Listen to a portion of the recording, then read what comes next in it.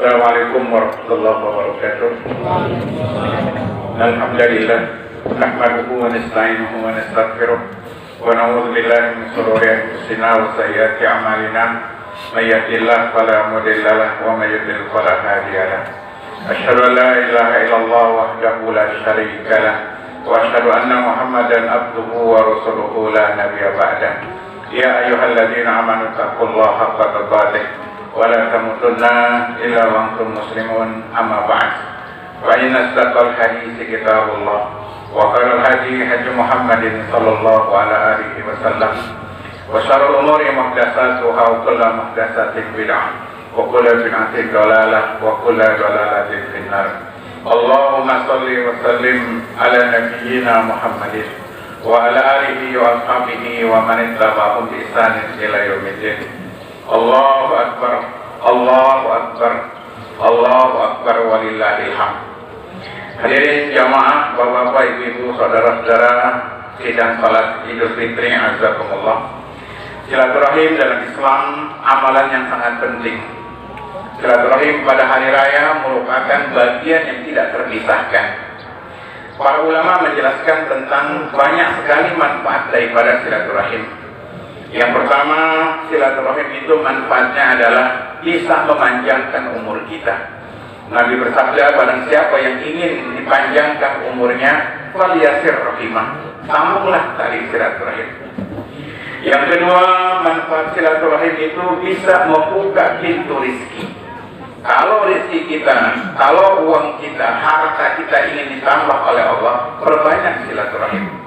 Nabi bersabda, barang siapa yang ingin dibukakan pintu rezeki, falyasir rahimah, sambunglah tali silaturahim.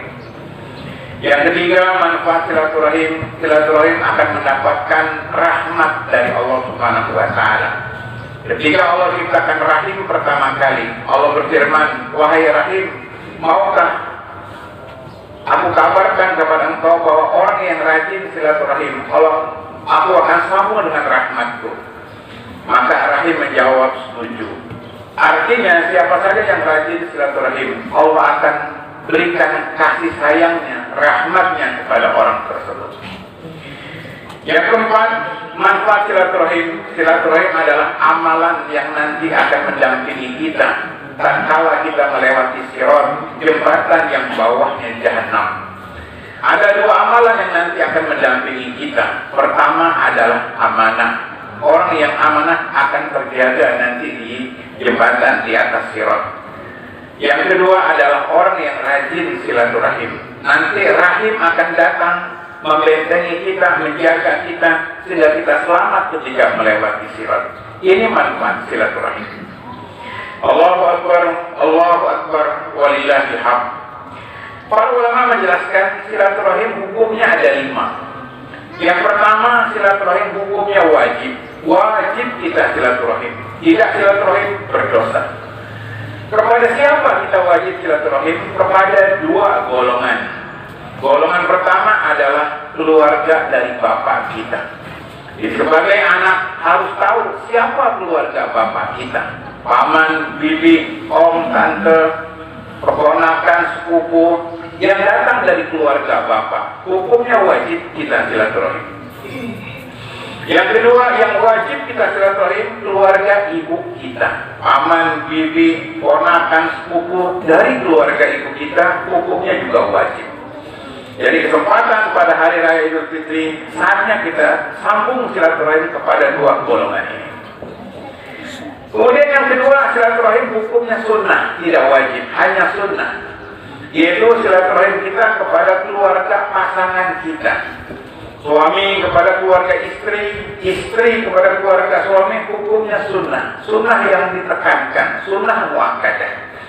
Sebagaimana Rasul SAW tetap menjalin silaturahim kepada keluarga istri mereka, kepada keluarga Aisyah, kepada keluarga Khadijah, Nabi tetap menjalin hubungan silaturahim. Dan ini hukumnya sunnah.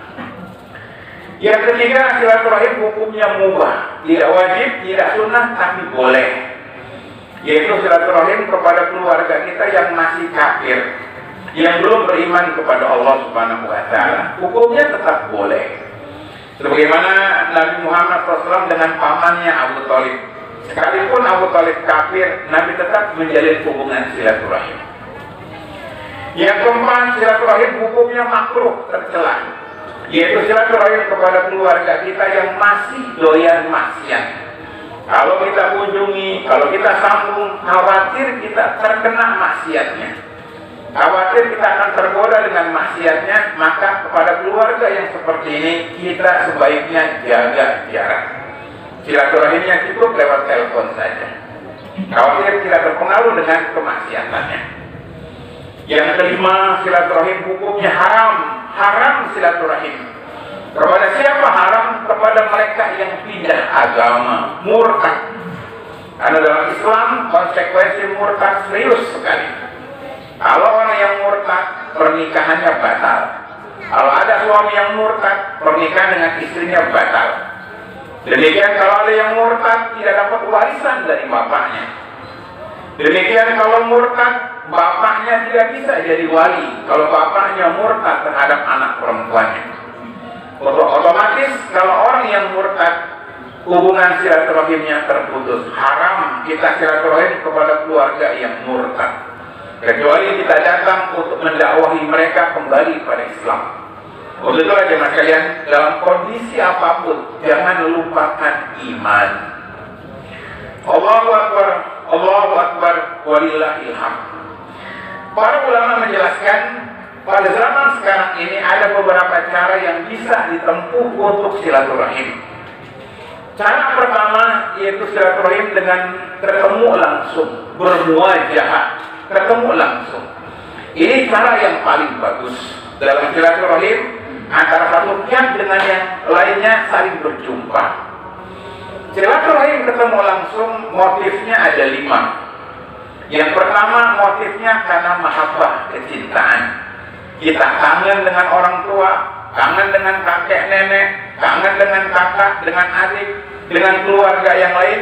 Ini motif yang paling bagus silaturahim, karena faktor cinta satu dengan yang lainnya. Yang kedua, motif silaturahim ketemu langsung, motifnya adalah islahu zatil banin, mendamaikan sengketa keluarga. Kalau ada sengketa keluarga, yang berhak mendamaikan adalah anggota keluarga yang lain. Umpamanya ada konflik antara suami istri, maka yang mendamaikan pamannya, bapaknya, kakeknya. Jangan sampai konflik itu berlarut, tidak terjadi perceraian. Sebagai keluarga wajib ikut campur, boleh, bahkan wajib ketika dibutuhkan, agar jangan ada konflik di antara keluarga. Datangnya kita menyelesaikan konflik keluarga kita, ini termasuk bentuk silaturahim. Yang ketiga, silaturahim ketemu langsung bentuknya adalah ijabatul dakwah, memenuhi panggilan atau undangan keluarga. Kalau kita diundang oleh keluarga kita, datang ke rumah mereka, acara pernikahan dan acara pesta yang lainnya, datangnya kita memenuhi undangan pernikahan, ini termasuk bentuk silaturahim. Yang keempat, silaturahim ketemu langsung motifnya adalah i'adatul marid, menjenguk keluarga kita yang sakit. Kalau ada keluarga kita yang sakit, kita besuk di rumah sakit atau di rumahnya, datangnya kita menjenguk keluarga kita, ini bentuk silaturahim. Bahkan hikmah dari sakit membuat keluarga jadi kumpul.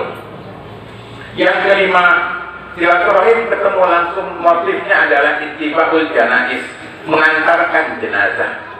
Kalau semasa hidup kita jangan ketemu dengan keluarga kita, jangan ketemu dengan saudara kita, ternyata saudara kita dipanggil lebih dahulu oleh Allah Subhanahu wa Ta'ala, kita antarkan jenazahnya ke liang lahat. Ini bentuk silaturahim yang terakhir kali. Walaupun yang satu sudah dipanggil oleh Allah, tetap dinamakan silaturahim. Itulah, jangan sampai kalau seandainya ada permusuhan di antara saudara kita, kita bawa sampai mati. Kalau seandainya semasa hidup sama sekali jarang ketemu, usahakan di akhir hayatnya kita tetap bisa silaturahim, walaupun dalam rangka mengantarkan jenazahnya. Allahu Akbar, Allahu Akbar, walillahil hamd. Cara yang kedua, silaturahim, kalau tidak bisa ditempuh cara pertama, tidak bisa ketemu langsung, maka cara yang kedua, silaturahim dengan menggunakan harta. Silaturahim dengan menggunakan uang. Orangnya tidak ketemu, tapi uangnya ketemu. Ini pun ulama mengatakan tetap dinamakan silaturahim, karena ada komunikasi. Silaturahim dengan harta ada 4 motifnya. Yang pertama, memberikan nafkah. Kalau seandainya di antara kita punya kecukupan, punya harta yang lebih, maka yang harus kita nafkahi adalah keluarga kita. Kakak, adik, paman, keponakan, kakek, orang tua. Ketika hidup mereka dalam kondisi sulit dan kita punya kemampuan, wajib kita nafkahi. Seandainya seorang tidak ketemu dengan keluarganya karena kesibukan masing-masing, karena tempatnya berjauhan, tapi tiap bulan ditransfer duit untuk nafkah saudaranya, maka ini termasuk bentuk silaturahim. Abangnya cari nafkah di Jakarta, sukses, rezekinya lancar. Adiknya di kampung ingin kuliah, masuk perguruan tinggi, dibiayai oleh kakaknya yang kerja di Jakarta. Walaupun sang kakak dengan adik jarang ketemu karena tempatnya jauh, tapi tiap bulan ditransfer uang oleh kakaknya. Ini bentuk silaturahim dengan cara memberikan nafkah. Oleh itu jemaah sekalian, bagi di antara kita punya kemampuan, jangan lupa dengan keluarga kita, jangan lupa dengan saudara-saudara kita. Cara yang kedua, dengan menggunakan harta, silaturahim dengan cara membayar zakat. Kalau kita bayar zakat, yang paling berhak terima zakat kita adalah keluarga terdekat. Kakak, adik, paman, ponakan, sepupu. Mereka adalah orang yang paling berhak menerima uang zakat kita. Ada 2 pahalanya nantinya. Pertama, pahala mengeluarkan zakat. Yang kedua, pahala menyambung silaturahim. Yang ketiga, silaturahim dengan harta, yaitu dengan cara memberikan sedekah sunnah. Kalau kita dapat bonus, dapat THR, dapat rezeki mendadak, maka yang paling kita dahulukan merasakan rezeki kita adalah keluarga terdekat. Keluarga tidak lihat nilainya, tapi keluarga lihat silaturahimnya. Oleh itu jemaah sekalian, kita sayangkan banyak orang ketika dapat gaji pertama, ketika dia kerja, yang ditraktir teman-teman sekolahnya, yang ditraktir teman-teman mainnya. Salah. Yang ditraktir pertama kali adalah saudaranya. Ajarkan sama keluarga kita, ketika dapat rezeki, jangan lupa bagi-bagi sama saudara. Yang keempat, silaturahim dengan harta dengan cara memberikan hibah, harta yang berharga. Kalau seandainya seorang memiliki harta yang berlimpah, jadi orang sukses, kaya raya, jangan pelit sama saudara. Karena boleh jadi orang sukses itu doa saudaranya juga, doa kakaknya, doa pamannya, doa saudara-saudaranya, kita jadi sukses. Kasih yang berharga. Kebanyakan kita kalau sama saudara, kasihnya itu ala kadarnya. Hari raya cuma dikasih kain sarung, hari raya cuma dikasih biskuit. Kasih yang berharga, rumah, kendaraan. Kenapa? Karena ada saudara sekandung. Boleh jadi orang sukses, doa dari saudaranya. Lihatlah anak-anak itu, kalau dia punya makanan, dia belah 2, buat saudaranya, buat kakaknya, buat adiknya. Seringkali adiknya sekolah diantar oleh kakaknya, dijemput oleh kakaknya. Begitu besar, adiknya sukses, sang adik lupa dengan kakaknya. Untuk itu jemaah sekalian, sama saudara, jangan hitung-hitungan harta. Berikan yang berharga. Kalau kita diberikan kemapanan, kesuksesan, jangan pelit. Berikan yang berharga, harta yang berharga. Mungkin rumah, mungkin kendaraan, dan harta-harta yang lain. Dan ini sangat jarang terjadi. Kebanyakan orang kalau kaya, yang merasakan kekayaannya adalah anak istrinya. Istrinya diberikan mobil, istrinya pakai emas yang begitu banyak, istrinya dikasih fasilitas, anak-anaknya juga nggak minta, dikasih rumah satu-satu, dikasih mobil satu-satu. Jangan terpikir orang memberikan hartanya buat kakaknya, buat adiknya, buat pamannya. Jangan terpikir. Kebanyakan orang dikasih, ya mengasihi kepada saudaranya itu ala kadarnya. Padahal sebelum dia punya istri, sebelum dia punya anak, dia hidup dalam sebuah keluarga, punya kakak dan punya adik. Allahu Akbar, walillahil hamd. Kemudian cara yang ketiga, silaturahim. Kalau dengan harta tidak bisa, maka ditempuh dengan cara yang ketiga, menggunakan alat komunikasi. Zaman sekarang ada handphone, alat komunikasi canggih. Walaupun jaraknya jauh, walaupun kondisinya tidak memungkinkan dijangkau, yang penting ada sinyalnya, yang penting masih ada paketannya. Itulah fungsi handphone, connecting people, kata Nokia. Dimanapun tempat kita berada, bisa komunikasi. Kadang kita susah ketemu saudara, yang satu sudah sepuh, sakit-sakitan, dan tidak ada uang untuk silaturahim. Allah mudahkan dengan alat komunikasi. Jangan sampai pas hari raya komunikasi pun tidak. Jangan sampai, minimal komunikasi. Selamat hari raya, taqabbalallahu minna wa minkum. Ini hari raya, ada komunikasi. Yang penting di antara kita tidak ada hal-hal yang buruk, tidak ada hal-hal yang negatif. Ini silaturahim cara yang terakhir. Allahu Akbar, Allahu Akbar, Allahu Akbar, walillahil hamd. Jamaah sekalian, kita harus mewaspadai fitnah-fitnah yang bisa memutuskan tali silaturahim. Memutuskan tali silaturahim hukumnya dosa besar. Nabi mengatakan, layak kulul jannah qati'ur rahim. Tidak akan masuk surga orang yang memutuskan tali silaturahim. Yang memutuskan tali silaturahim yang populer ada 4. Yang pertama, yang memutuskan tali silaturahim adalah faktor hasad, iri, dengki. Ini penyakit di antara keluarga, bahaya laten keluarga, yaitu iri. Itulah pada hari raya, momen kumpul keluarga, jangan berlebihan pamer-pamer harta. Jangan jadi iklan harta, seolah-olah dia kaya, dia sukses, dipakai semua emasnya, dipakai semua perhiasannya untuk menunjukin bahwa dia telah sukses. Jangan ada kesenjangan di antara keluarga.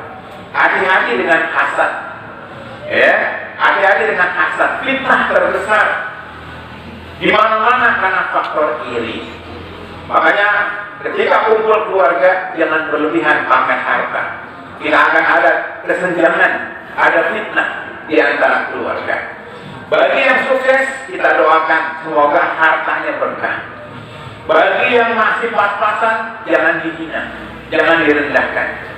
Hubungan keluarga jangan putus cuma gara-gara masalah kesenjangan sosial.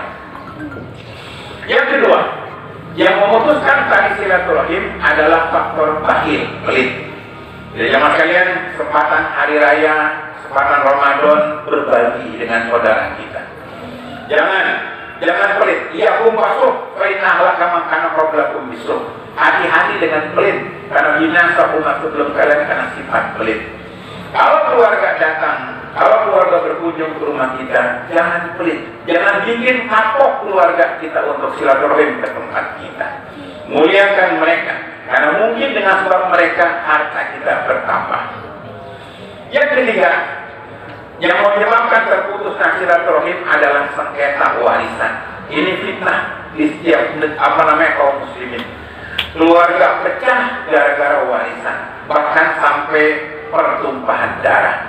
Makanya Allah ingatkan dalam surah An-Nisa ayat yang ke-14, wa may yasillaha wa rasulahu wa yata'adda hududahu yudkhilhu naran khalidan fiha wa lahu adzabun muhin.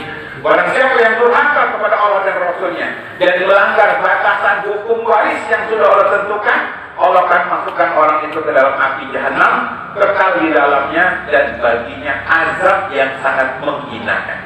Tidak boleh ribut masalah warisan, tidak boleh konflik dalam masalah warisan, karena ayatnya sudah jelas, hadisnya sudah jelas. Sayangnya kaum muslimin masih banyak yang sengketa masalah warisan. Yang terakhir, yang menyebabkan putusnya silaturahim adalah perilaku sebagian istri. Bukan semua, sebagian istri yang kurang baik. Kenapa? Karena umumnya sifat istri itu tidak suka dengan keluarga suami. Sama suami istri senang, sama suami istri patuh, sama suami istri setia, tapi kadang terhadap keluarga suami istri tidak suka. Banyak perempuan-perempuan yang benci dengan keluarga suaminya. Nggak tahu, itu karakter perempuan. Laki-laki tidak. Umumnya perempuan itu tidak suka dengan keluarga suami. Dia marah, dia benci terhadap keluarga suaminya. Untuk jamaah sekalian, istri tidak boleh berlebihan dalam menyikapi keluarga suaminya. Istri harus terima suami bersama dengan keluarganya, sama seperti suami menerima istri dengan keluarganya. Ada kisah nyata salah seorang jamaah kita, jamaah pengajian. Kebetulan dia konsultan